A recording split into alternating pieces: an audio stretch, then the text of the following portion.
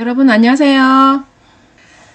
자, 오늘 수업할 페이지는 136페이지 제3장 기능성 화장품 보고서 제출 대상 여기에 오늘 들어가도록 하겠습니다. 지난번 우리가 자외선 했을 때요. 제가 잠깐 설명할 때 제가 정신을 빼고 설명했는지 잘못 설명한 게 있더라고요. 자외선 A하고 자외선 B 설명할 때 우리가 유리를 뚫고 안 뚫고를 설명을 할 때 자외선 A는 새까맣게 태우기만 하기 때문에 유리를 뚫고 들어오는데 자외선 B는 힘이 세서 화상을 일으키잖아요. 근데 바보처럼 유리는 뚫을 수가 없습니다. 그래서 유리나 커튼을 뚫을 수가 없는 바보예요. 그래서 제가 그거를 조금 헷갈리게 설명을 한 것 같아요. 그리고 우리 책 135페이지 보시면은요. 지금 여기 보시면 팁에서 자외선 SPF 15, SPF 30, SPF 50이라는 거 나왔을 때에 자외선 차단 지수를 구하시오라고 이렇게 나왔을 때 계산하는 방법에 대해서 질문하신 분들이 있었어요. 근데 이게 지금 15나 30, 50 이렇게 나오면 좋겠지만 뭐 멋대로 20이나 뭐 35나 뭐 이런 식으로 나올 수도 있겠죠. 그래서 요거를 계산하는 방법이 어떻게 되느냐 하면 SPF 15라고 하는 거는요. 우리가 자외선을 흡수하는 게 15분의 1만큼만 흡수하고 나머지는 다 차단된다 이런 뜻이에요. 그 SPF 30이라고 하면 30분의 1만큼만 자외선이 흡수가 되고 나머지는 다 차단된다라는 뜻이고요. SPF 50이라고 하면 50분의 1만큼만 흡수가 되고 나머지는 다 차단된다 이런 뜻입니다. 그러면은 요거를 구할 때 보면은요. 자, 일단 요거를 지우고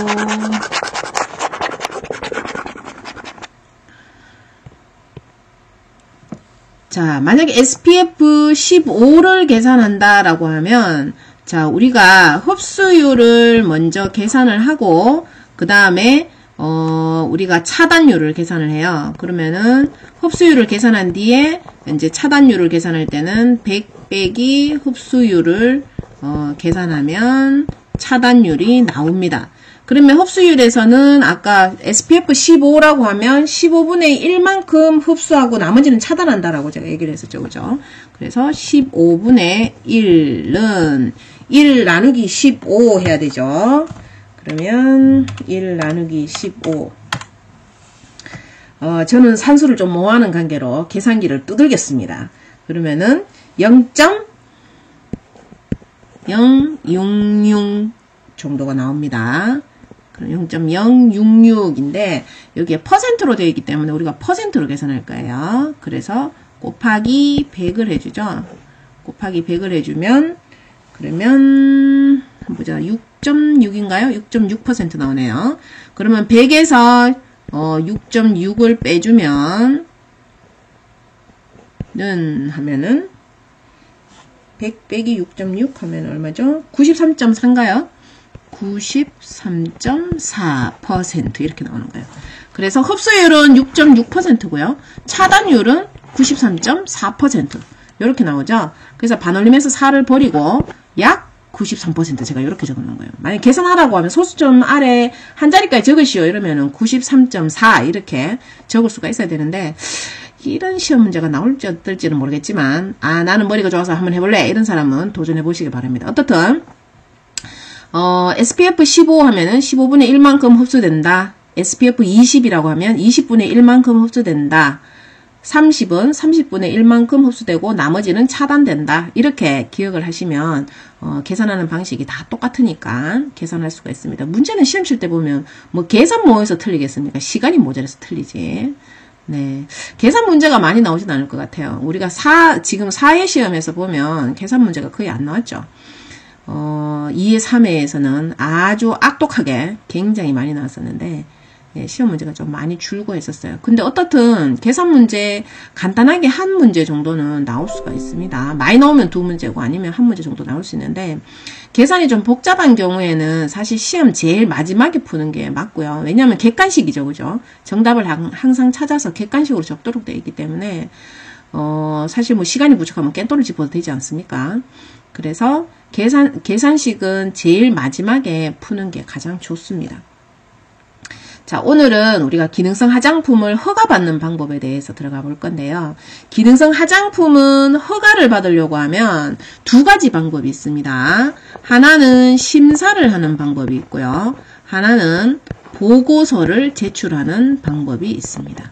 자, 심사를 하는 방법은 우리가 지난 시간에 배웠던 기한 유작이라고 우리 배웠었죠. 그죠? 기한 유작이라는 서류를 제출을 하고 나서 그 다음에 심사를 받아서 기능성 화장품으로 허가를 받는 거고요. 보고서라고 하는 거는 기존에 우리가 심사를 받았다든지 받았는 공장들이 있겠죠. 그 공장에서 내가 제품을 생산한다든지 아니면은 그 식약처장님께서 아주 친절하게 시키는 대로 뭐 여기에 보면 고시해놓은 함량이나 시험 기준 방법 이런 것들이 다 있어요. 그러한 것들대로 시키는 대로 했는 경우에는 간단하게 보고서를 적어서 냅니다. 어떻게? 네가 시킨 대로 했어요 라고 표기를 해서 한글로 쭉 풀어가지고 네가 시킨 대로 했어요 이렇게 적는 게 아니고 KFCC라고 해가지고 코리아 펑셔널 코스메틱스 코덱스라고 해서 그 기능성 화장품 함량 기준 및 시험 방법이라는 게 따로 있습니다. 그래서 그걸 줄여놓은 말로 KFCC라고 있어요. 그래서 KFCC대로 나는 뭐 미백 알부트린을 함유한 뭐 미백 제품 뭐 이런 식으로 간단하게 적어서 내는 게 있습니다. 그게 바로 보고서에 해당이 돼요. 그래서 지금 여기 제3장에서 지금 얘기하는 거는 보고서 제출 대상, 즉 심사가 아니고 보고서 제출 때 되게 간단하게 기능성 화장품을 허가받는 방법에 해당됩니다. 우리가 심사 같은 경우는 비용도 굉장히 많이 들고요. 어떤 거는 보면 뭐 수천만 원에서 억 단위까지 들어가는 것도 있어요. 심사에서 우리가 그 인체 시험이라든지 이런 것들을 할 때 보면 그래서 우리가 이 보고서는 되게 간단하게 그냥 내가 넣는 기능성 성분이 들어있는지 안 들어있는지 그 정도 시험만 하기 때문에 보통 한 10만원 정도 들었던 거예요. 금액을 제가 정확하게 잘 모르겠어요. 한 1, 20만원 정도 수준? 그 정도만 내면 되고요. 그 다음에 이제 보고서를 간단하게 적어서 제출만 하면 되도록 그렇게 되어 있습니다. 자, 지금 첫 번째 보시면 이제 보고서만 내도 되는 게 어떤 기능성 화장품이 있는가에 대해서 지금 적혀 있죠. 그래서 첫 번째 보시면 효능 효과가 나타나게 하는 성분의 종류, 함량, 효능, 효과, 용법, 용량, 기준 및 시험 방법이 식약처장님께서 고시한 대로 시켜서 그대로 만든 화장품. 즉 1번에서 말하고 있는 거는 우리가 뒷페이지에 보시면은요. 138페이지에부터 쭉 내려가서 보시면은요. 이제 교재 다른 사람들도 있으니까 제가 보여드릴게요. 자, 여기 보시면 친절하게 자료 제출이 생략되는 기능성 화장품 해가지고 자외선 성분, 함량 나와 있고요. 그 다음에 미백 제품 원료에 대해서 나와 있고 함량에 대해서도 나와 있고 주름에 관련된 성분, 함량 그 다음에 모발 염색에 관련된 성분들 그리고 우리가 이 채모 제거제를 만들 때 성분들 그 다음에 여드름 제품 만들 때 이렇게 보면은 각각 성분 이름하고 그 다음에 함량을 식약처장님께서 아주 친절하게 이렇게 고시를 해놨어요. 이렇게 고시해놨는 대로 그대로 만들게 되면 돈을 수천에서 억 단위까지 들여서 실험을 할 필요 없고 내가 시킨 대로 그대로 했으면은 그냥 간단하게 서류 한 장으로 보고서를 내라 라고 되어 있는 겁니다.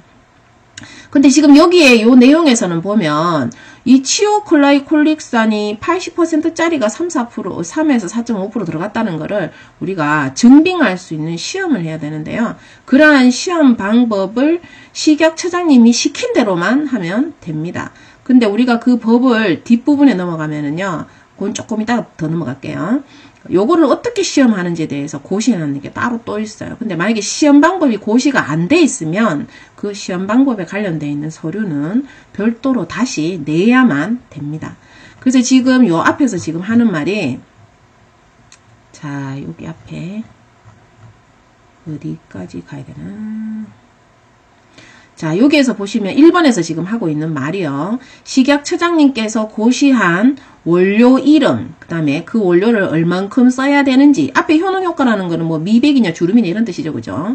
예, 그리고, 만약에 뭐 나야신아마이드를 2% 넣었으면은 나야신아마이드 2%가 들어갔다는 걸 증빙하기 위해서 우리가 시험을 한단 말이에요.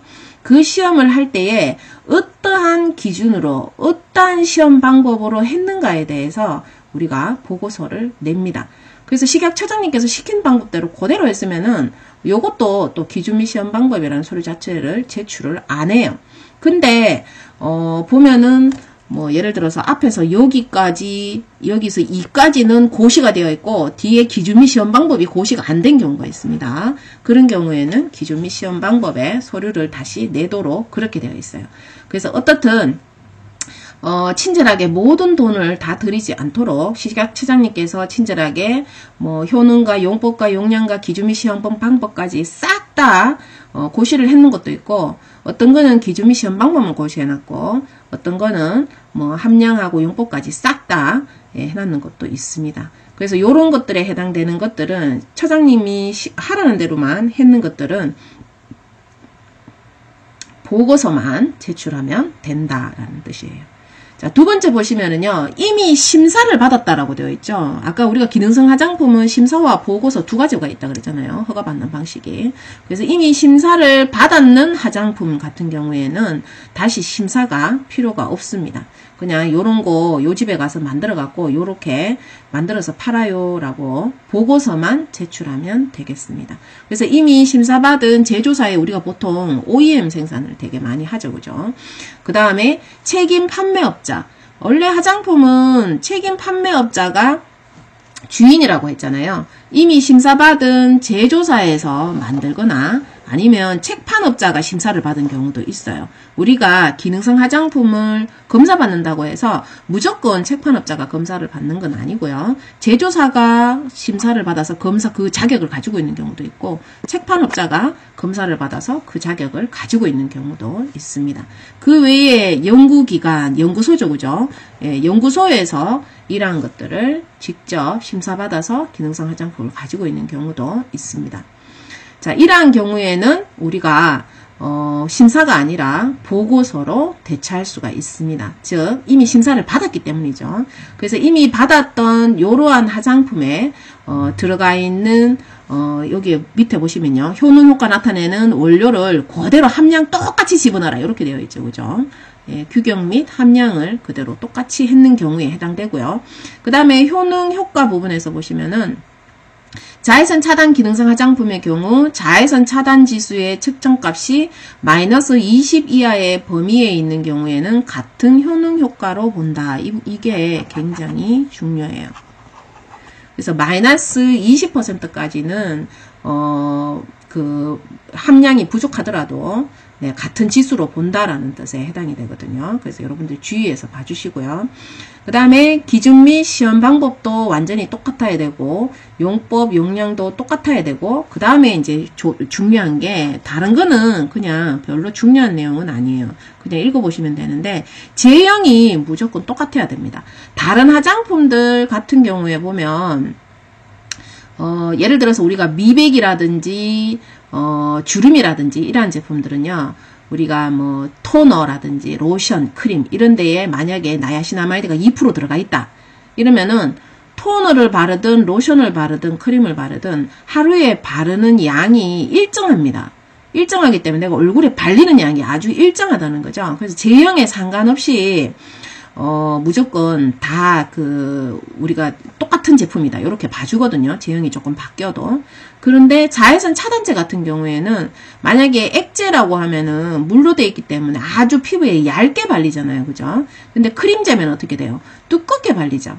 두껍게 발리면 당연히 차단 성분이 더 많이 발리기 때문에 자외선 차단이 더 많이 되겠죠. 그래서 이 자외선 차단제만 심사받았는 제형을 그대로 따라해야지만 예, 이거는 보고서에 해당된다라고 할 수가 있어요. 그래서 여기에 보시면은요. 햇빛을 방지하여 피부를 곱게 태워주는 화장품과 자외선을 차단하는 화장품을 제외한 야 빼고 나머지 기능성 화장품은 액제, 로션제, 크림제를 다 같은 제형으로 본다. 즉 이 말은 뭘로 허가받았든지 간에 똑같은 제형으로 봐줄 테니까 제형은 틀려도 위에 거가 즉 심사받았는 공장이나 책판업자나 연구기관이나 뭐 이런 데서 제품을 만들든지 아니면 기존에 심사를 이미 받았던 거든지 아니면 식약처장이 시킨 대로 했든지 요런 거에 해당되면 된다라는 뜻이고요. 자외선 차단제는 반드시 심사받았는 제형 그대로 해야만 된다라는 뜻이에요. 안 어렵죠? 저 한국말 하고 있어요.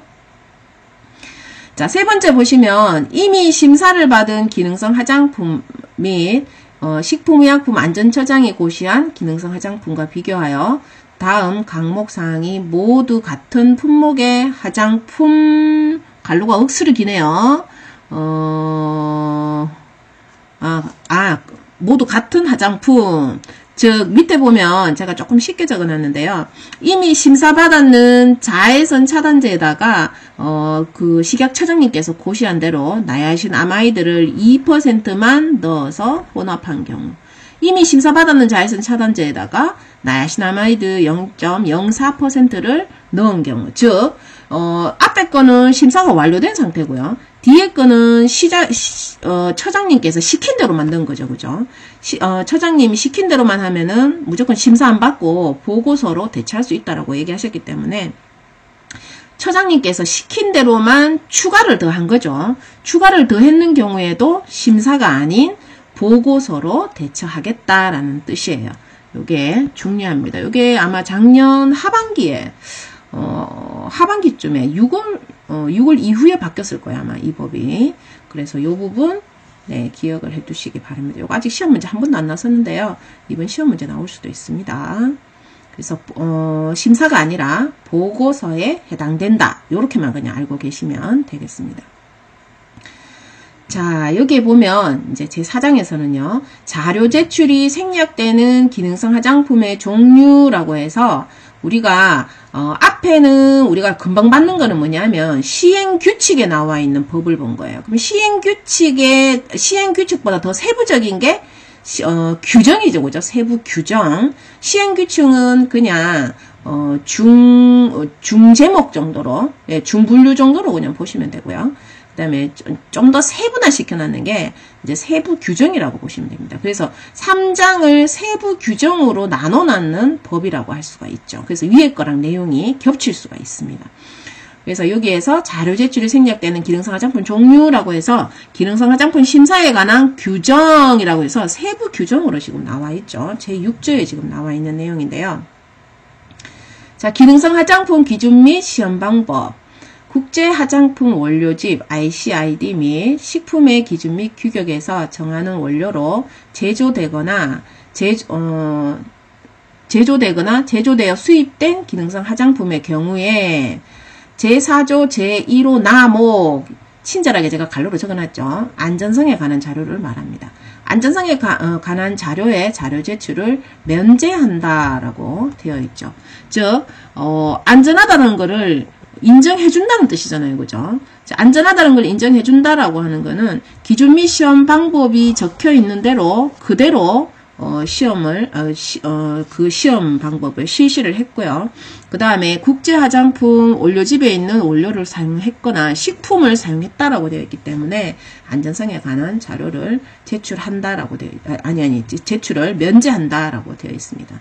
다만 유효성 또는 기능 입증 자료 중 인체 적용 시험 자료에서 피부 이상 반응 발생 등 안전성 문제가 우려된다고 가정할 때는 안전성에 관한 자료를 제출해야 된다라고 되어 있습니다.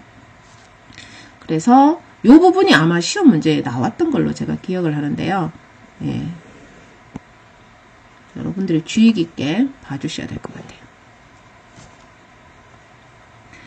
자, 2번에 보시면 유효성 또는 기능에 관한 자료 중 인체 적용 시험 자료를 제출하는 경우. 자, 요거는 주관식으로 갈로로 아마 나왔던 걸로 제가 기억하는데요. 자, 인체 적용 시험 자료를 제출하는 경우에는 효력 시험 자료를 면제할 수가 있습니다. 그렇지만 단 야가 무슨 효과가 있는지는 기재 표시할 수가 없습니다. 라고 되어 있죠. 다만이라고 되어 있잖아요. 효능 효과를 기재 표시할 수가 없습니다. 그래서 어떤 바보가 돈 5만 성 들여가지고 인체 적용 시험 자료를 만들었는데 우리가 내야 되는 자료 중에서 돈 최고로 많이 들어가는 게 인체 적용 시험 자료예요. 인체 적용 시험 자료를 실컷 만들어 놓고 네, 이게 무슨 효력을 가지고 있는지가에 대해서 효력시험 자료를 제출을 안 하는 그런 바보는 없습니다. 이 자료를 제출 안 하면 효능 효과를 표시할 수가 없어요. 뭐 미백 효과 있다, 주름 효과 있다 이런 말을 표시를 할 수가 없다는 거죠. 미백 기능성 뭐 이런 말을 쓸 수가 없습니다. 그냥 기능성이란 말밖에 못 적죠. 자, 3번에 보시면 자료 제출이 생략되는 기능성 화장품의 종류에서 성분 함량을 고시한 품목의 경우에는 자, 1호 과목에서 다목까지의 자료 제출을 모두 다 면제해 줄게. 즉, 이 말은, 자, 성분과 함량이 고시되어 있다고 되어 있죠. 그래서 우리가 외웠는 기안유, 세 가지의 자료가 생략이 됩니다.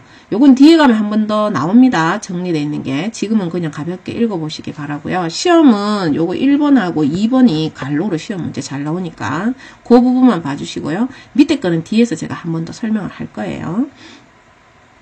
자, 4번에 보시면 이미 심사를 받은 기능성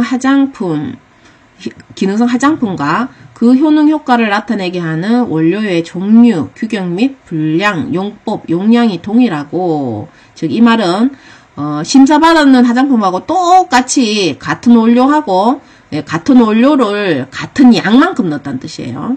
그 다음에 각 호 어느 하나에 해당하는 경우에 제4조 제1호 과목부터 다목까지의 자료를 면제한다라고 되어 있죠. 여기서도 기한유의 자료에 해당이 됩니다. 그래서 1번에 보시면 효능 효과를 나타내는 성분을 제외한 대조군과의 비교 실험에서 효능을 입증한 경우라고 되어 있고요. 이거는 돈을 줘가지고 실험을 해야 되겠죠. 그죠? 대부분 한국에서는 3번 정도 시험을 하도록 되어 있는데요. 비용은 아마 한 번에 거의 한 10만원 정도 했던 것 같아요. 예, 3번 하면 거의 한 30만원 하겠죠. 자, 두 번째 보시면 착색제, 착향제, 현탁화제, 요화제, 용해보조제, 안정제, 등장제, pH 조절제, 점도 조절제, 용제만 다른 품목의 경우에 다만 자 피부 장벽 및 튼살에 해당되는 기능성 화장품은 착향제, 보존제만 다른 경우에 우리는 심사가 아닌 그 보고서 제출로 해줄 수 있다라고 되어 있습니다. 그래서 이 부분이 저는 굉장히 중요하다고 생각하고요. 시험 문제 나오면 되게 많이 틀릴 것 같아요. 보시면은 지금 피부 장벽하고 튼살에 관련되어 있는 기능성 화장품 같은 경우에는 착향제하고 보존제만 해당된다라고 되어 있어요. 착향제가 뭡니까? 향료죠, 향료. 향을 의미합니다. 예, 향하고 보존제만 바꿔치기 하고 나머지는 기존에 심사받은 대로 그대로 똑같이 다 만들어라는 뜻이에요. 예, 그게 바로 피부 장벽하고 튼살에 해당되고요. 그 외에 다른 기능성 화장품은 위에 보시면 색소도 해당되죠. 그죠? 자, 색소. 요거는 아까 똑같이 나왔죠. 착향제, 향료, 그 다음에 현탁화제, 유화제, 현탁화제, 유화제, 용해 보조제, 안정제, 등장제 이런 것들이 다 유화제에 해당되는 것들이에요. 자, pH 조절제는 우리가 뭐 산성이나 중성으로 알칼리제나 뭐 산성제를 넣기 때문에 별 의미가 없는 것들이죠. 이런 것들도. 그 다음에 점도 조절제도 뭐 유화제, 뭐 유화 보조제라고 할 수도 있겠죠. 자, 요런 것들, 그 다음에 용제, 요 정도로만 바뀌었는 것도 이미 심사 받았는 거는 보고서만 제출할 수 있다라는 뜻입니다. 그래서 여러분들 주의해서 여러분 좀 읽어보셔야 될 것 같아요. 요거 시험 문제 나올 가능성이 상당히 좀 높을 것 같아요. 자외선 차단 지수 10 이하의 경우에는 이건 시험 문제 2번이나 나왔었죠. 10 이하. 자, 자외선에 관련되어 있는 자외선 지수에 관련되어 있는 자료를 제출하지 않아도 됩니다. 그래서 자외선 10 이하라는 거 꼭 기억을 하시고요. 자, 자외선을 차단 또는 산란시켜 자외선으로부터 피부를 보호하는 기능을 가진 제품의 경우 이미 심사를 받은 기능성 화장품과 그 효능 효과를 나타내게 하는 원료의 종류, 규격 및 분량, 용법, 용량 및 제형이 동일한 경우에는 이건 앞에서 우리가 한번 나왔었죠. 그죠? 제4조 제1호의 자료 제출을 면제한다. 다만 내수성 제품은 이미 심사를 받은 기능성 화장품과 같은 기능성 화장품만 해당한다. 갈로가 너무 많아서 저도 읽는데 막 헷갈리네요. 자, 착향제, 보존제를 제외한 모든 원료의 종류, 규격 및 분량, 용법, 용량 및 제형이 동일한 경우에는 제4조 제1호의 자료 제출을 면제한다 라고 되어 있네요. 자, 여기에서 자외선 차단제에서 착향제, 보존제라는 게 두 개만 달랐을 때에 보시면은 기준 및 시험 방법에 관한 자료를 제출해야 된다라고 되어 있습니다. 아니면 면제한다라고. 죄송합니다. 잠시만요. 제4조의 1호의 자료를 면제한다 했기 때문에 2호의 자료에 해당되는 기준 및 시험 방법에 관한 자료는 제출해야지만 되는 경우네요. 요거는 지금 그냥 듣고 넘어가시면 돼요. 뒤에서 제가 한 번 더 설명을 할 거예요. 자, 7번에 보시면은 자료 제출이 생략되는 기능성 화장품의 종류에서 보시면은요. 자, 제2제형에 해당되는 산화연모제에 해당하나 제1제를 두 가지로 분리하여 제1제 두 가지를 각각 2제와 섞어 순차적으로 사용 또는 제1제를 먼저 혼합한 후에 제2제를 섞는 방법으로 용법 용량을 신청하는 품목. 이거 우리 왜 염색약 보면 염색약이 왜 한 개나 두 개가 따로 있고 두 개를 섞어서 뭐 사용한다든지 뭐 여러 가지 방법으로 염색약마다 조금씩 다르죠, 그죠? 그거를 구질구질하게 지금 설명을 해 놓은 거예요. 어떻든 이러한 염색약도 보면은 제1호의 자료를 생략한다라고 되어 있기 때문에 2호에 해당되는 기준 및 시험 방법에 관한 자료를 제출해야 된다라고 되어 있습니다.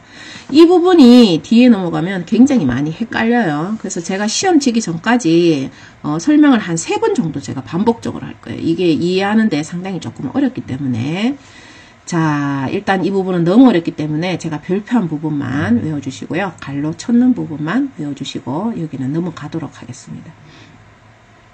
자, 드디어 이제 시험에 잘 나오는 단골 손님이 여기서부터 시작이죠. 자, 자료 제출이 생략되는 기능성 화장품의 종류라고 해서 지금까지 솔직히 법령을 너무 많이 만들어 놔가지고 외울 게 너무 많아가지고 우리 진짜 짜증이 나 죽겠는데 그래도 그나마 식약처장님께서 여기에 나오는 것들은 뭐 심사를 안 하고 보고서로만 해줄게 라고 이렇게 각 성분과 사용할 수 있는 함량을 딱 고시를 해놨어요. 물론 장사하는 사람 입장에서는 굉장히 좋고 우리처럼 이걸 외워야 되는 사람 입장에서는 진짜 신경질 나죠. 그죠? 고시를 안 했으면 이런 것도 안 외워도 되는데 근데 여러분들이 나중에 화장품업을 종사하시다 보면은요, 이 기능성 화장품이 굉장히 잘 나가요. 일반 화장품에 비해서. 근데 고시했는 성분만 사용하면 굉장히 간단하게 기능성 화장품 허가를 받을 수가 있기 때문에 저는 제 개인적으로 굉장히 좋은 법이라고 저는 생각을 하고 있습니다. 자, 지금 첫 번째 보시면 자외선에 관련되어 있는 제품이죠. 자, 자외선에 사용되는 차단 성분들이 쭉 지금 이렇게 나열이 되어 있습니다. 보시면 27가지가 지금 나열이 되어 있고요. 사용할 수 있는 최대 함량은 사용할 수 있는 양이 딱 정해져 있는 게 아니고 최대 함량이라고 해가지고 1%까지 사용할 수 있다고 되어 있어요. 그래서 밑에 보시면 5%까지 도대체 몇 퍼센트를 넣는지는 알 수는 없어요. 근데 대부분 자외선 차단제는 3가지에서 4가지 정도를 혼합해가지고 양을 사용하는 양을 조금 줄이고 자외선을 차단하는 효능 자체를 높이기 위해서 보통 대부분의 회사들이 3개에서 4가지를 섞습니다. 그래서 그런 노하우를 각 회사들마다 가지고 있어요. 그래서 요거를 어떤 거를 섞는지를 모르기 때문에 이거를 정확하게 몇 퍼센트에서 몇 퍼센트 사이까지 써라라고 함량을 정확하게 고시를 못하고요. 그냥 최대 함량이라고만 고시를 했어요. 왜냐하면 자외선 차단하는 자체 지수가 15짜리를 내는 사람도 있고 30짜리도 있고 50짜리도 있고 최대 우리 50까지 있죠. 그래서 50까지 있고 이런 식으로 내는데 함량을 얼만큼 쓸지는 만드는 놈 자유에 해당이 되죠. 그래서 지금 기존에 시험 문제 나왔는 거 보면 업체에서 가장 많이 사용하는 그러한 자외선 성분들이 실제로 시험 문제에 좀 많이 나왔었어요. 지금 17번, 18번에 보시면은요. 징크 옥사이드랑 티타늄 디옥사이드라고 나오는데요. 징크 옥사이드는 우리가 산화아연이라고 부르기도 하죠. 시험 문제 종종 나왔었는데요. 이 17번하고 18번에 해당되는 이 2가지 성분은, 우리가 흔히 무기자차, 유기자차 이런 말 많이 쓰잖아요. 그래서 얘는, 강물에서 나왔죠. 그죠? 미네랄 성분인데요. 요거 2가지는 우리가 무기자 성분에 해당되고, 이 2가지 외에 나머지는 유기자 성분이다. 이렇게 알고 계시면 돼요. 그래서 이 2가지 무기자 성분은 우리가 백색제로 색소로서 백색제로 사용할 때도 있습니다. 그래서 백탁 현상이 일어나는 자외선 차단제 만들 때도 이 2가지가 들어가죠. 자, 나머지는 유기 성분이라고 보시면 되는데요. 이 유기 성분에서 보면 우리가 업체에서 가장 많이 쓰는 것들만 일단 제가 체크를 해드릴게요. 기존의 시험 문제에서도 좀 자주 좀 등장을 했었는데, 시험 칠 때 보면 대부분 이 현직에 있는 사람들이 시험 문제를 좀 내다 보니까, 기존에 많이 쓰던 것들을 좀 많이 냈더라고요, 보니까. 그래서 지금 이 17번, 18번, 호모살레이트, 그 다음에, 에틸엑실 살리실레이트, 에틸엑실 메톡시 신라메이트 이거 억수로 많이 쓰는 원료예요. 그 다음에 옥토크릴렌 시녹세이트, 벤조페논 3, 이소아밀 파라메톡시 신라메이트. 요 정도가 업체에서 되게 많이 쓰는데요. 되도록이면 3-4개만 좀 쓰면 어때서 한 이 정도를 엄청나게 업체들마다 다 틀려요. 이거를 각각 한 3개, 4가지를 섞어서 많이들 쓰시거든요. 지금 벤조페논이라든지 벤조페논은 우리가 다른 말로 하면 옥시벤존이라는 말도 써요.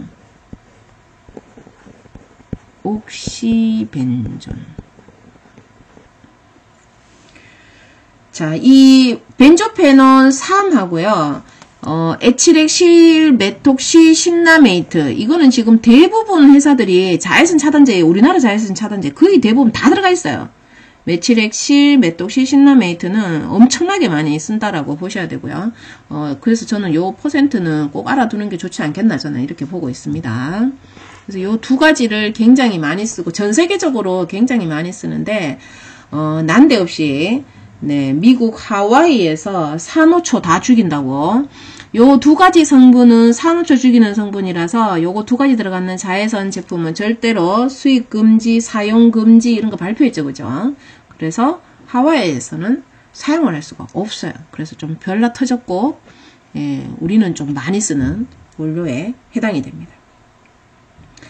그래서 여러분들이 뭐 머리가 좋으면 다 외우겠지만, 제 생각에는요, 지금 보시면, 요거, 그 다음에 요거. 그러면, 다른 색깔로 표시할게요.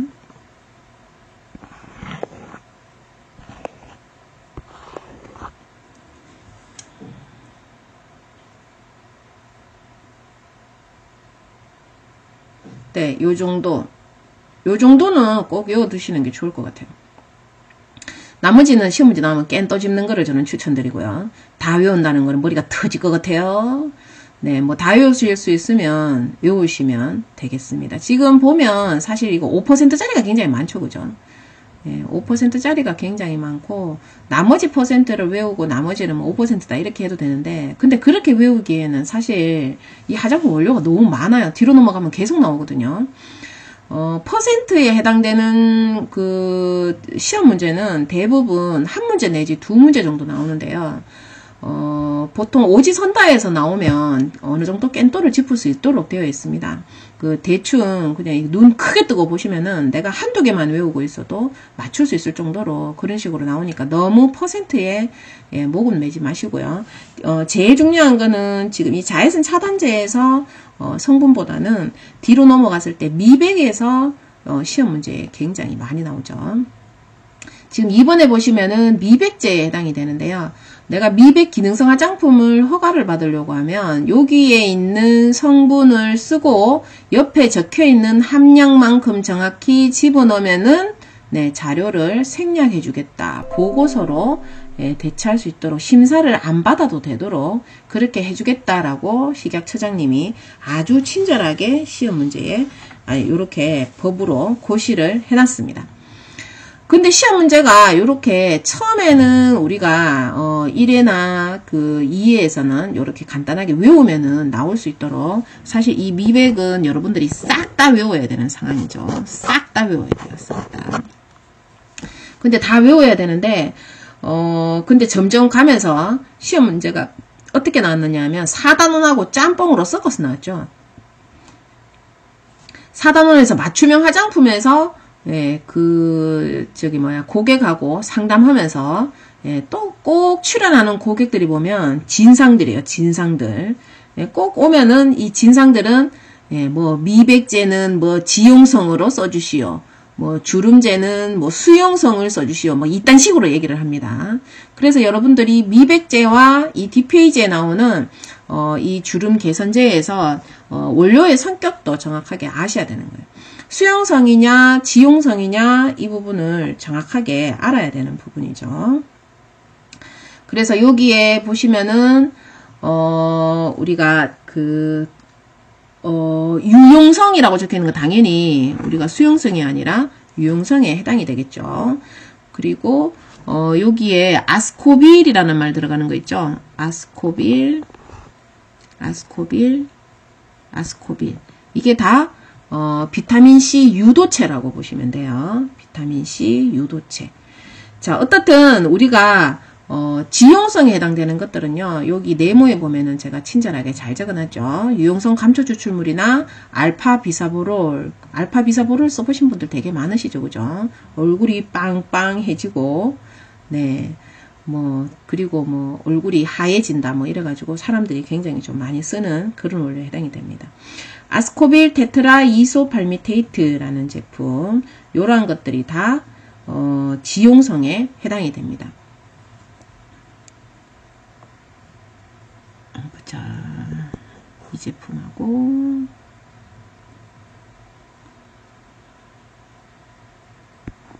이 제품하고 이렇게 지용성이라고 적어 놓고요. 나머지는 수용성에 해당이 돼요. 퍼센트는 무조건 여러분들 다 외우셔야 돼요. 지금 여기 팁에 보시면은요, 알부틴은 해갖고 알부틴에 대한 설명을 적어 놨는데요. 우리가 보통 알부틴 같은 경우에 알부틴하고 비교되는 게 우리가 그 의약 성분으로 하이드로키논이라는 성분이 있습니다. 이 하이드로키논은 의약품 성분으로 이 성분은 우리가 쓸 수가 없어요. 그래서 키논에서 우리가 알부틴으로 만들어가지고, 반응시켜서 만들어가지고, 알부틴을 우리가 화장품에서 사용을 하고 있는데요. 근데 이러한 알부틴들이 좀 불안정하다 보니까 다시 하이드로키논으로 다시 이 환원이 돼버리는 그러한 좀 불안정한 그러한 원료라고 볼 수가 있어요. 그래서 최근에 보면 알부틴으로 넣는 미백제를 수출했는데, 난데없이 이 하이드로키논이 검출돼가지고 네, 뭐 반품된다든지 또는 우리가 화장품 안정성에서 보면은요, 화장품 처음 만들었을 때부터 끝까지 유통기한 끝날 때까지 똑같아야 된다라고 되어 있잖아요. 근데 알부틴을 넣는 제품들은 이 알부틴이 시간이 가면 점점 하이드로퀴논으로 자꾸 바뀌어버리는 거예요.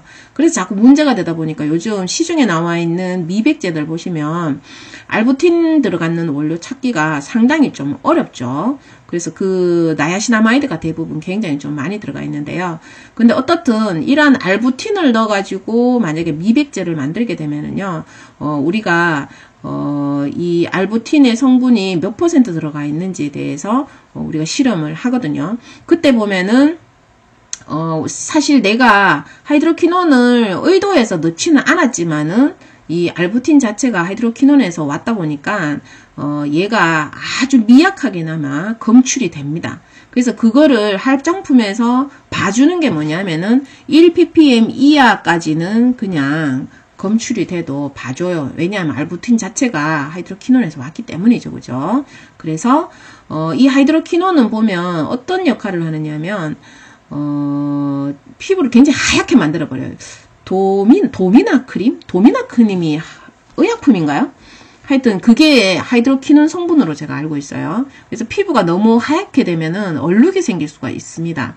그래서 우리가 화장품에서는 이러한 의약 성분인 하이드로퀴논은 사용할 수가 없어요. 근데 솔직히 개인적으로는 억수로 쓰고 싶죠, 그죠? 하이드로퀴논을 얼굴에 바르면은 아주 하얗게 변신을 할 수 있는, 예, 가습기 화장 같은 그런 느낌이 들지 않겠나?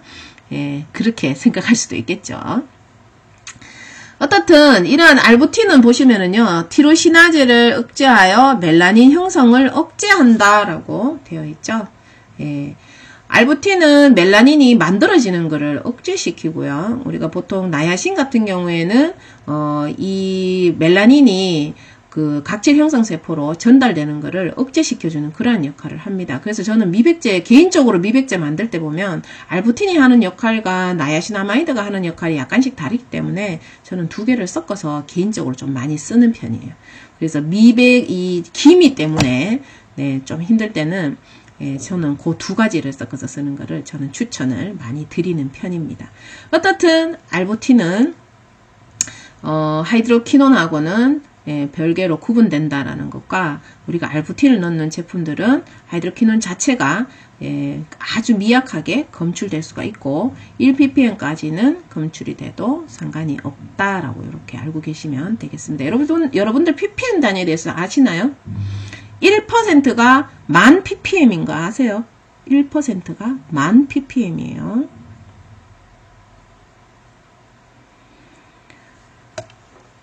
자, 그 다음에 주름 개선에 관련되어 있는 성분에 대해서도 나열을 해놨죠. 자, 지금 여기에 나열되어 있는 요 성분과 여기에 지금 고시되어 있는 함량만큼만 넣으면은 자료 제출을 생략하고 심사가 아니라 보고서로 대차하겠다라는 뜻이에요. 그래서 보시면 레티닐 팔미테이트. 자, 레티닐 팔미테이트는 레티놀의 유도체에 해당이 되죠. 밑에 보시면 4번에 폴리에톡실레이티드 레틴아마이드, 이것도 레티놀의 유도체에 해당이 됩니다. 그래서 레티닐 팔미테이트, 그 다음에 유도체 4번인 폴리에톡실레이티드 레틴아마이드, 요 세 가지는 전체 다가 지용성에 해당이 돼요. 여기서는 아데노신 혼자 단독으로 수용성입니다. 그래서 사용하기가 굉장히 편해서 일반적으로 주름 개선에 관련되어 있는 제품들 보시면 거의가 아데노신이 많이 함유가 되어 있죠. 그래서 아데노신이 기존에도 시험 문제에 굉장히 많이 나왔었습니다. 0.04%라고 해서 굉장히 많이 나왔었어요. 레티놀도 또 한번 나오기도 했죠. 2500 IU, 그람당 2500 IU로 함량이 들어있으면 되겠습니다. 어떻든 여기서도 이 성분 4가지를 다 외우셔야지만 되고요. 함량도 싹 다 완벽하게 다 외워야지만 됩니다. 이거는 비켜갈 수가 없어요. 미백과 주름은 무조건 다 외우셔야만 됩니다. 자, 모발의 색상 변화에 관련된 것, 즉 염색제, 탈염제에 관련된 것들인데요. 요거는 여러분들이 가볍게 한번 읽어보시고요. 최근에 성분이 뭐 10가지 더 뭐 추가한다라고 하는데 뭐 추가를 하든 말든 여러분들은 안 해오실 것 같아가지고 네, 그거는 설명하지 않겠습니다. 그래서 어떻든 염색제 관련되어 있는 성분들도 이렇게 네, 고시가 되어 있습니다. 자, 그 다음에 중요한 게 보면은요, 체모를 제거하는 기능을 가진 제품, 즉, 제모제를 의미하죠. 그죠? 제모제. 자, 그래서 효능 효과에 보면 제모라고 적혀 있잖아요. 그래서 제모제에 보면은 딱 한 가지 성분을 고시를 해놨죠. 치오글라이콜산, 치오글라이콜릭 애시드 이렇게 적어도 되죠. 그래서 어떻든 치오글라이콜릭 애시드 같은 경우에는 80%짜리 성분명을 우리가 3에서 4.5% 함량이 되어 있으면 우리가 제모제로 허가를 받을 수가 있습니다. 이 경우에는 화학적으로 틀을 녹여내는 거죠. 그죠? 우리가 왁싱으로 치어 뜯는 거는 기능성이 아니다라고 배웠습니다. 그래서 지금 요게 보면은 pH가 7 이상 12.7 미만이라고 되어 있습니다. 그래서 pH도 외워두시기 바랍니다.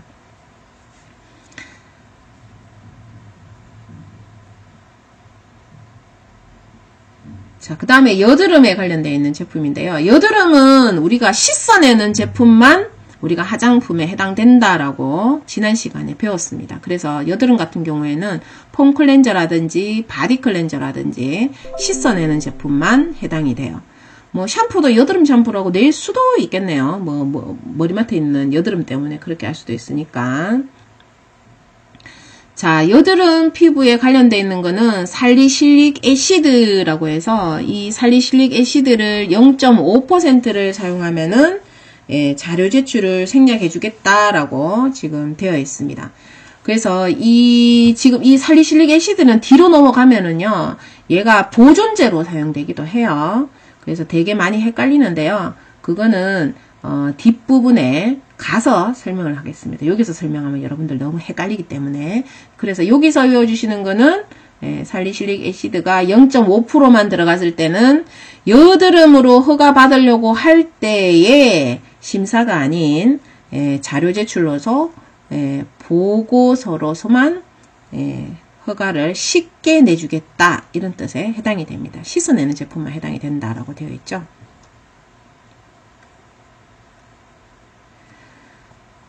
자, 여기 팁에 보시면은요, 얘는 기준 및 시험 방법에 관한 자료가 고시되어 있지 않다라고 되어 있는데요. 이것도 뒷부분에 가서 제가 설명을 하겠습니다. 여기서 설명하면 여러분들 못 알아먹어요.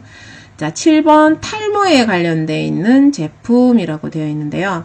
자, 탈모에 관련되어 있는 제품은 우리가 성분에 대해서는 고시가 되어 있는데 함량은 고시가 되어 있지 않습니다. 그래서 성분 5가지라고 하면은 덱스판테놀, 뭐 보통 줄여가지고 디판테놀 이렇게 적기도 하는데요. 우리는 법령 용어 그대로 사용해야 되기 때문에 덱스판테놀로 외워주시고요. 그 다음에 L-멘톨, 멘톨이 아니고 L-멘톨이죠. 멘톨과 L-멘톨은 우리가 화학 구조가 똑같죠, 그죠? 그냥 모양은 좀 틀리죠, 그죠? 그래서 이성질체에 해당이 되는데 멘톨이 아니라 L-멘톨에 해당이 됩니다.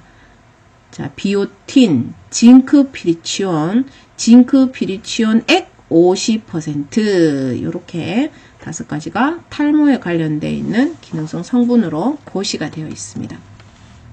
그 외에도 살리실릭 애시드하고 나야신아마이드도 탈모에 관련돼서 사용되기도 하는데요. 이걸 뭐 추가한다라고 예정 고시할 예정이다라고 해놓고는 아직도 고시를 안 해가지고 정식으로 되어 있지는 않습니다.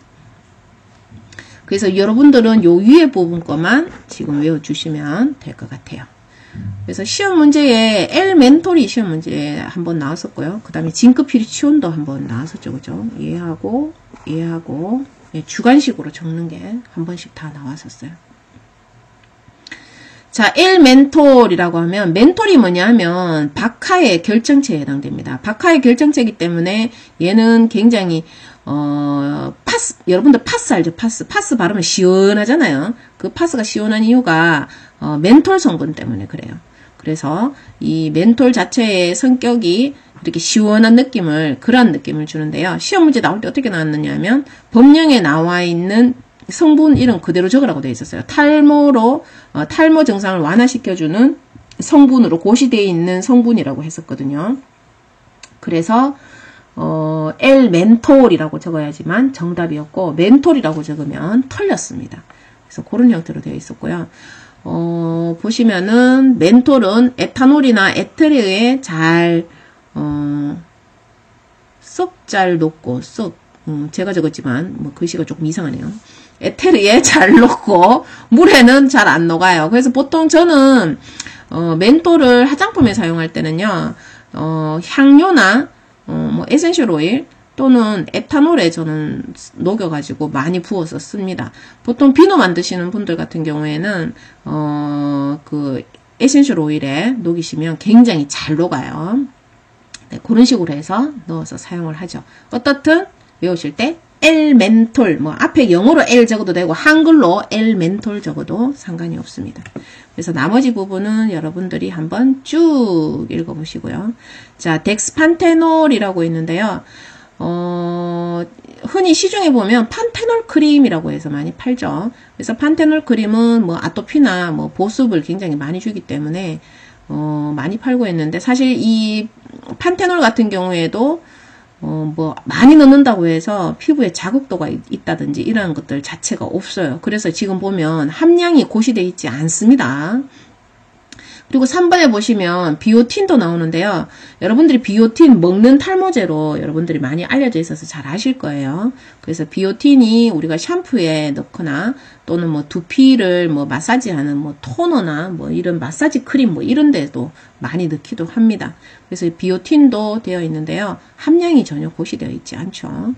그 다음에 징크피리치온 같은 경우에는 보통 일반적으로는 비듬 때문에 좀 많이 씁니다. 비듬을 없애야지만 머리맡이 깨끗해지기 때문에. 그래서 징크피리치온이 함유되어 있는 샴푸들은 대부분 비듬에 해당되지만 우리 법령에서는 비듬을 없애주면 머리털이 더 많이 나기 때문에 탈모용 원료로 지정되어 있어요. 그래서 징크피리치온 그리고 징크피리치온 액 50%까지 다 고시가 되어 있기 때문에 이름만 기억을 해주시기 바랍니다.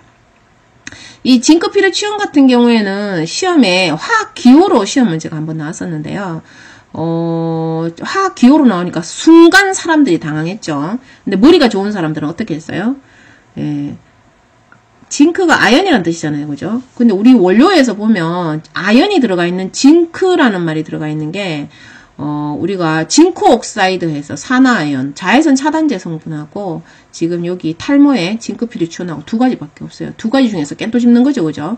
근데 문제를 자세히 보면은 탈모와 관련돼 있다라고 되어 있기 때문에 그래서 사람들이 징크피리치온이 정답이었는데 난데없이 징크 옥사이드 이렇게 적어놓은 사람들도 있었어요. 막 헷갈려가지고 헷갈리지 않도록 반복적으로 읽어보시기 바랍니다. 제목만 그냥 외우세요. 그냥 이게 설명은 여러분들 시험 치면 아마 이 원료에 관련된 설명이 적혀 있고 또 원료를 무슨 원료를 원하는지에 대해서 찾는 게 또 한 문제가 나올 수가 있는데요. 그런 거는 뭐 화학 기호나 이런 거 보면 당황하실 필요 없고 쭉 보다 보면은 정답이 꼭 한 군데 숨어 있어요. 뭐 어떤 원료를 어디에 사용되는 원료인지 뭐 그런 것들이 숨어 있으니까 모르는 거는 모르는 대로 그냥 쭉 그냥 전체적으로 가볍게 읽다 보면은 정답을 유추해냈을 수가 있습니다. 자, 어떻든 여기까지는요 우리가 어떤 거는 함량이 고시되어 있고 어떤 건 함량이 고시 안 되고 그냥 어떤 효능이 있는지에 대해서만 고시가 되어 있는 것들도 있었고요. 그렇지만 이게 뭐 기준 및 시험 방법은 고시되는지 안 되는지 우리는 아직은 지금 알지 못하는 상황이에요. 그죠? 어떻든 여기까지만 봤을 때는 자료 제출을 생략해 준다라고 했기 때문에 생략이 된다라고 보셔야 되고요. 자, 제5장에서 보면 우리가 아까 문서 2번에 해당됐던 함량 기준 및 시험 방법이 고시된 기능성 화장품이라고 해서 기준 및 시험 방법에 대해서 나와 있습니다. 그 기준 및 시험 방법에 관련된 것들은 KFCC에서 고시한 대로라고 요 고시되는 걸 우리가 KFCC라고 불러요. 요거 좀 외워주세요. 그래서 요게 식약처장님께서 이 기준 및 시험 방법을 고시를 했으면 이 자료도 안 내도 된다라는 뜻에 해당이 됩니다. 그래서 밑에 보시면 표로 제가 예쁘게 꾸며놨는데요. 네. 꾸며놨더니만 어떤 사람이 몰래 보고 뺏겨가지고 저 너무 기분 나빴어요.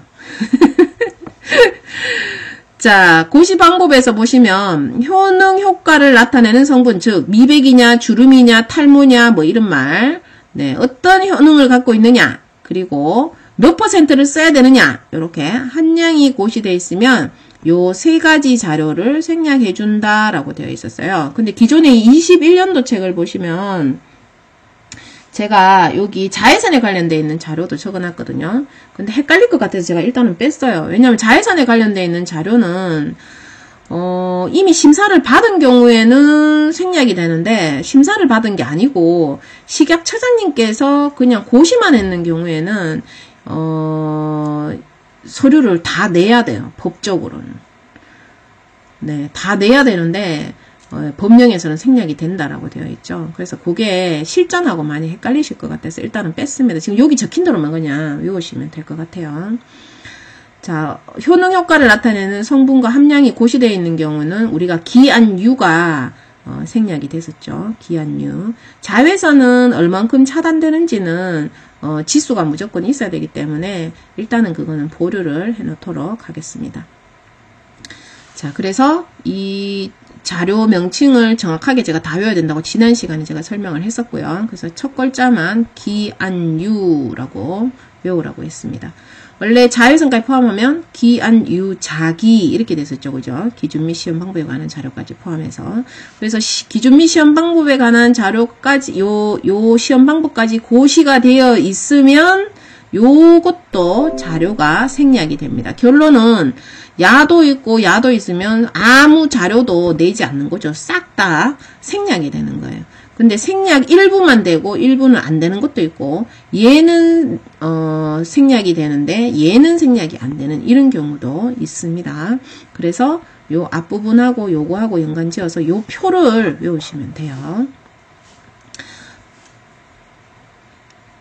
자, 그래서 요 다음 페이지에 지금 나와 있는 요 부분이 제가 심혈을 기울여서 여러분들한테 압축을 해서 네, 제가 요거를 여러분들 보기 편하게 두 페이지로 장작 500페이지에 해당되는 거를 두 페이지로 제가 바꿔치기를 해놨습니다.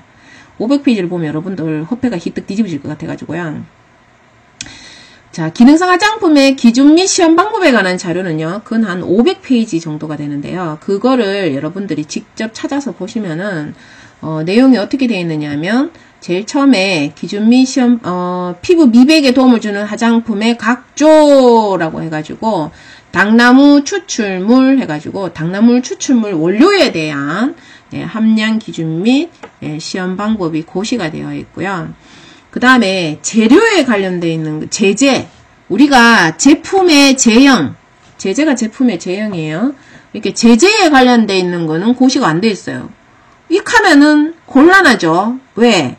아이고 나는 미백제로 토너를 만들든지 로션을 만들든지 침정 마스크를 뭘 만들어야 되는데 제재에 관련되어 있는 기준 및 시험 방법이 없으면 이거는 네 무조건 서류 제출 생략이 안 되는 거예요. 내가 기준 및 시험 방법에 관련되어 있는 서류를 제출해야 되는 상황이 발생한 거예요. 왜? 그 식약처장님께서 이러한 시험 방법으로 당나무 추출물이 들어있다라는 거를 실험해라라고 표시를 해야 되는데 안 해놓은 거죠. 그죠? 자, 두 번째 보시면 나야신 아마이드, 그 다음에 아스코빌 글루코사이드, 아스코빌 테트라 이소팔미테이트, 알부틴, 알파 비사보를 싹 다 나머지는 어떻게 돼 있어요? 자, 제형 고시는 이렇게 돼 있어요. 로션제, 액제가 토너예요. 크림제, 침정 마스크, 마스크팩입니다. 요러한 것들을 만들 때는 내가 여기에 딱 고시해놨으니까 시킨 대로 시험을 해라라고 각각 한 페이지씩 다 고시를 해놨습니다. 근데 거기에서 보면 90% 이상 성분을 함유하면 된다라고 되어 있기 때문에 제가 그냥 중요한 부분만 그냥 적어 놓은 거예요. 근데 여러분들이 그냥 외울 때는 제일 중요한 거는 뭐냐면 얘가 그 제형에 맞춰 가지고 고시가 됐느냐 안 됐느냐 이게 중요하죠. 그래서 여기서 지금 피부 미백에서 외우실 때는 당나무 빼고는 기준 및 시험 방법의 자료가 다 생략이다. 이렇게 그냥 외우시면 돼요. 당나무 추출물 빼고는 다 생략이다. 이렇게 외우시면 되죠. 뭐 구질구질하게 뭐 어떻게 또 뭐 골라서 또 외웁니까? 자, 그 다음에 주름에 관련된 거를 보시면은요. 자, 우리가 이러한 제품의 제형을 보면 토너 형태로 되는 액제라든지 로션제, 크림제, 침정 마스크 이런 식으로 되어 있는데 주름에 관련된 것들을 보시면은요. 액제가 없어요. 액제가. 맞죠? 여기에도 액제가 없고 여기에도 액제가 없어요. 그죠? 그리고 아데노신은 액제가 있어요. 자, 얘는 아예 아무것도 없어요. 얘는 아무것도 없다는 거는 기준 및 시험 방법을 전체 다 제출을 다 해야 되는 거예요. 기준 및 시험 방법 전체 다 제출을 다 해야 되는 거죠. 그러니까 레티놀에서 만약에 내가 액제를 만들었다. 근데 액제에 관련되어 있는 기준 및 시험 방법은 고시는 안 돼 있고 로션제와 크림제와 침정 마스크에 관련되어 있는 기준 및 시험 방법은 고시되어 있기 때문에 자료 제출이 생략됩니다.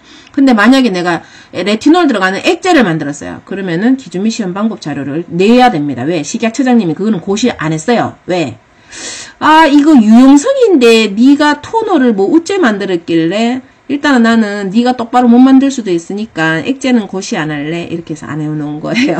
그래서 보시면 수용성인 아데노신은 액제가 있죠, 그죠? 예, 그래서 이 레티놀에 관련되어 있는 것들은 그 유래 물질들도요 보면은 다 액제가 안 됩니다. 근데 제일 마지막 거는 모든 제형이 싹 다 없죠, 그죠? 그래서 여기에 고시 안 되는 제형들은 무조건 기준 및 시험 방법에 관한 자료를 다 제출해야지만 됩니다. 어려워서 진짜 눈티 나올 거겠죠. 요거 나중에 설명 한번 더 할 거니까 예, 지금은 이해만 하세요. 잘 졸지 마시고. 자, 자외선에 관련되어 있는 제품들, 자외선 제품들은 보시면은 두 칸이 다 비워져 있어요. 맞죠? 성분들만 쭉 나열되어 있고 두 칸은 다 비워져 있습니다. 두 칸이 다 비워져 있다는 건 뭐냐? 예, 자외선에 관련된 거는 기준 및 시험 방법이 고시되어 있지 않기 때문에 기준 및 시험 방법을 전체 다 내야 됩니다. 그래서 즉 결론은 지금 고시되어 있는 자외선 성분을 사용했는 경우에는 우리가 자외선 지수는 무조건 낸다고 했었죠. 그죠? 자외선 관련되어 있는 지수는 무조건 내야 되고 그 다음에 기준 및 시험 방법에 관련되어 있는 자료도 모두 내야 됩니다. 요게 법령에 적혀 있는 건데요. 근데 실제로 여러분들이 자외선 차단제를 허가받으려고 하면 모든 서류를 다 내라 그래요. 웃기죠, 그죠? 네, 웃기는 짬뽕입니다. 그렇지만 여러분들은 법령대로 외우도록 하겠습니다. 그래서 고시되어 있는 자외선 차단제는 네, 자외선 관련되어 있는 지수와 그 다음에 기준 및 시험 방법에 관한 자료를 내도록 되어 있습니다. 자, 그 다음에 보시면 이중 기능성에 대해서 나오죠. 이중 기능성. 자, 미백과 주름 개선을 동시에 해주는 이중 기능성에 해당이 됩니다. 자, 이중 기능성을 보시면 알부틴하고 아데노신, 그리고 알파 비사보롤 아데노신, 나야신 아데노신 보시면 다 아데노신이 들어가 있어요. 아데노신.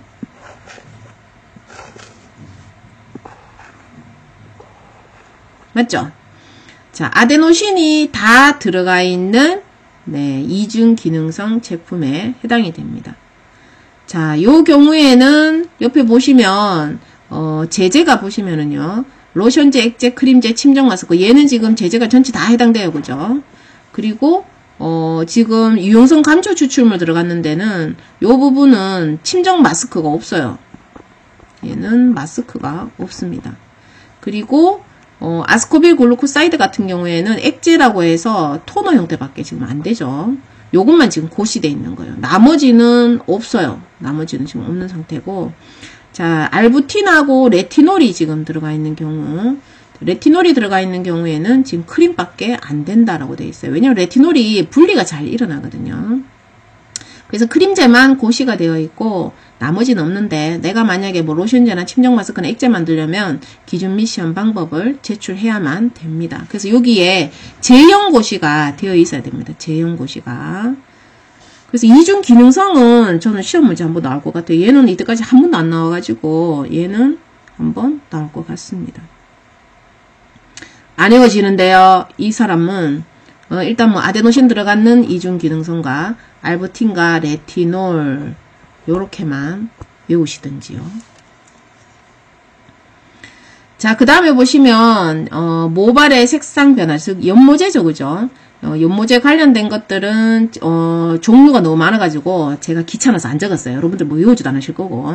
기준 및 시험 방법도 없습니다. 얘는 기준 및 시험 방법 자체가 고시 안 됐기 때문에 무조건 그 서류 자체를 다 내야 되는 상태고요.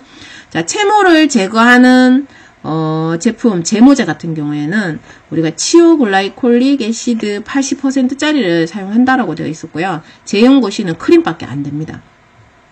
크림처럼 두껍게 발려야지 틀이 다 녹아내리겠죠, 그죠? 그래서 크림만 돼 있다는 거 꼭 기억을 해주시고요. 기준 및 시험 방법이 고시되어 있는데 굳이 크림을 안 하고 뭐 로션이나 액제한다. 이 바보죠, 그죠? 고시되어 있는 제형만 만들면은 서류를 안 내는데. 자, 여드름 같은 경우에는 이제 요게 시험 문제 이제 저는 진짜 많이 나올 것 같아요.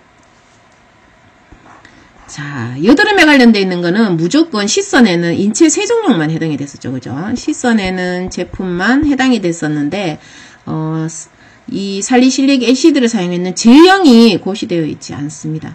제형 고시가 안 되어 있기 때문에 기준 및 시험 방법에 관한 자료를 반드시 내도록 되어 있어요. 즉, 여드름을 완화시키는데 도움을 주는, 기능성 화장품을 만약에 폼 클렌저를 만들었다. 그러면은, 살리실릭 애시드를 뭐 0.5% 넣어서 만들었다면 제출해야 되는 서류는 무엇인가 이러면은 기준 및 시험 방법에 관한 자료라고 명확하게 적을 수가 있어야 돼요. 요거 굉장히 중요해요. 꼭 다른 거는 못 외우겠더라. 이거는 포기하지 마시고 꼭 외워주시기 바랍니다.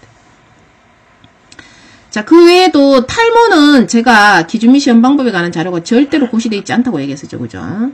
네, 고시 안 돼 있고 함량도 고시 안 돼 있어요. 얘는 생략되는 서류가 아무것도 없어요. 뭐 서류 다 내야 돼요. 얘는 그냥 제품 이 원료 이름만 딱 고시가 돼 있고 함량 고시가 안 돼 있기 때문에 모든 서류 제출.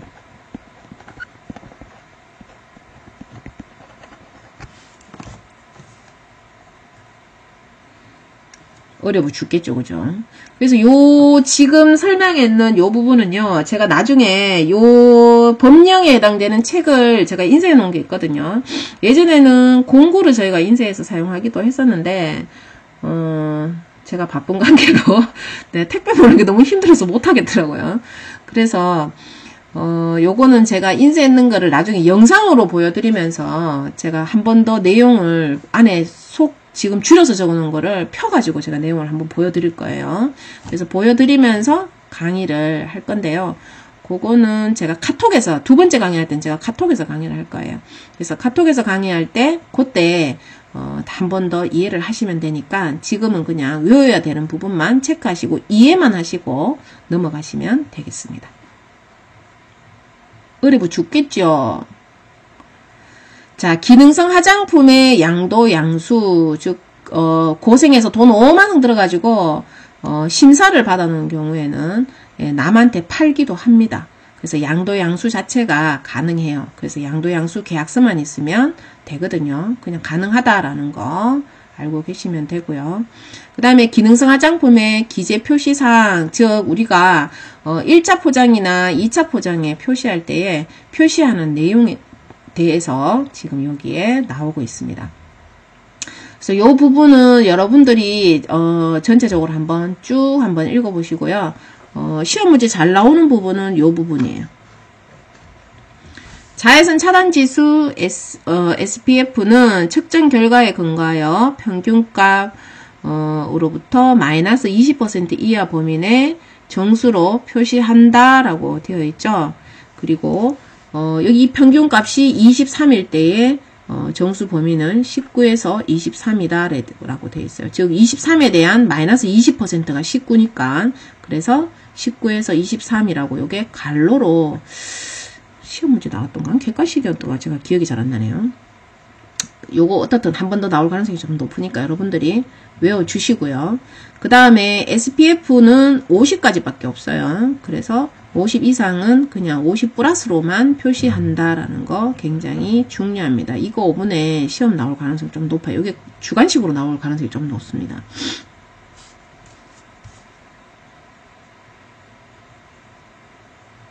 나머지는 여러분들이 읽어봐 주시고요. 자, 기능성 화장품 표시 인증은 이런 식으로 하도록 되어 있죠. 사이즈는 상관없이 자기 마음대로 조절을 하도록 되어 있습니다. 그래서 기능성 화장품은 항상 시험 문제에 굉장히 많이 나왔었는데요. 사실 이거를 너무 많이 좀 솔직히 이 원료 자체가 워낙 많기 때문에 여러분들이 다 외운다는 건 사실 너무 힘들고요. 아까 고시되어 있는 성분의 한도 정도, 뭐 미백, 주름, 제모, 여드름, 요 정도는 그냥 무조건 외우셔야만 되는 부분이에요. 다른 거는 다 포기하더라도 그 부분은 꼭 기억을 좀 부탁을 드리도록 하겠습니다.